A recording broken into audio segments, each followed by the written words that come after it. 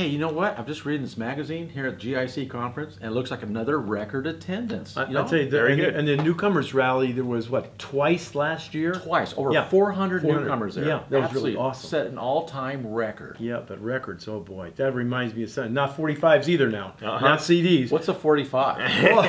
Anyway, so you're talking about records. Yeah, talking about records, you know, it's been on my mind because a lot of my clients are not really keeping good records. I bet. And I'm not talking 33 1/3s or 45s either. Oh, and that's what we're here to talk about right now. This is Head Harvester Bill Arman from the West Coast. And Head Harvester Ed LaFlamme. I'm trying to keep these guys, you know, on track here. From the East Coast. And I'm Head Harvester for Human Resources, Steve Cesare. And we're going to talk about record keeping and some really important, this is no goofing off here, this is pretty important stuff. And I know as an industry, we're not really good at this. I know I wasn't. So why don't you share with us some really important record keeping processes that we That's to do with HR, right? Yeah, well, we're going to talk, just for this moment, let's just talk about keeping records for workers' comp claims.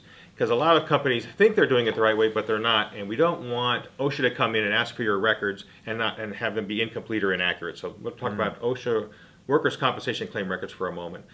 First and foremost, make sure that you have all the records for the proper amount of time. Standard OSHA records have to be kept for 5 years. So we're in 2014 now, so you should have your OSHA records back to 2009. Now some records go back even longer, but that's the core element for us to keep in mind right now. The key records are these. You should have your OSHA 300 form, your OSHA 300A form, your OSHA 301 form. I know it sounds bureaucratic, but let's just get through it very briefly. The OSHA 300 form tracks all the recordable injuries that you have throughout the course of a policy or through a calendar year. You have to complete the OSHA 300 form within 7 days of an injury. So make sure you do that on time, everybody. It's critical. The OSHA 300A form feeds off of the OSHA 300 and it tracks everything and summarizes everything. The OSHA 300A form has to be posted from February 1st through April every year. So keep that in mind as well. Posted where, Steve? In a highly visible place in your location. So if you have multiple branches, it's got to be in both locations.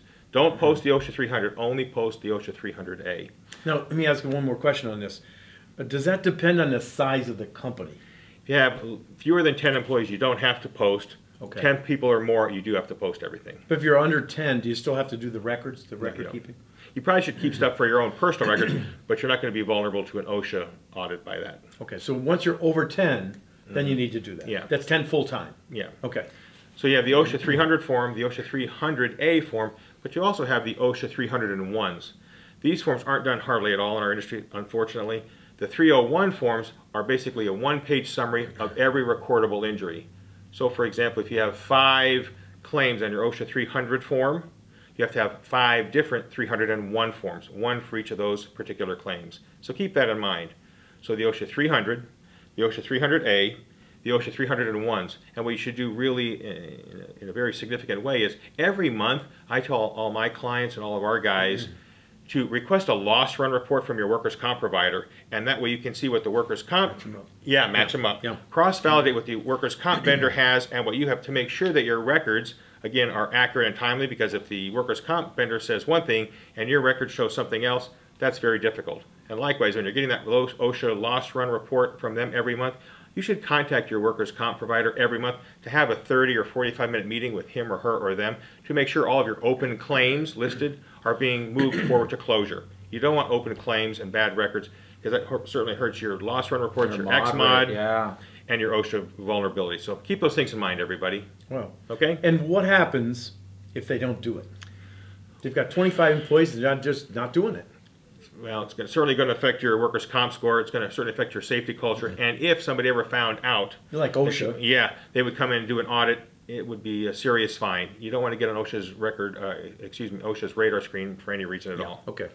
That's why records aren't kept very accurately in our industry. Hopefully this video will help you guys get there a little bit better over time. Okay, well that's for the record. Yikes, huh? I'm a little confused, a little lost, like maybe the rest of you. You have to replay this 300, 301. Good job. I know Ed didn't do a very good job. Are you a lost run? You are a total lost run. I think you better replay this one a couple of times. Get all those OSHA forms correct, huh? A lot of 300s. There are almost 300 of them. This is Head Harvester Bill Arman. And Head Harvester Ed LaFlamme from the East Coast. Head Harvester Steve Cesare telling all of you to harvest your potential.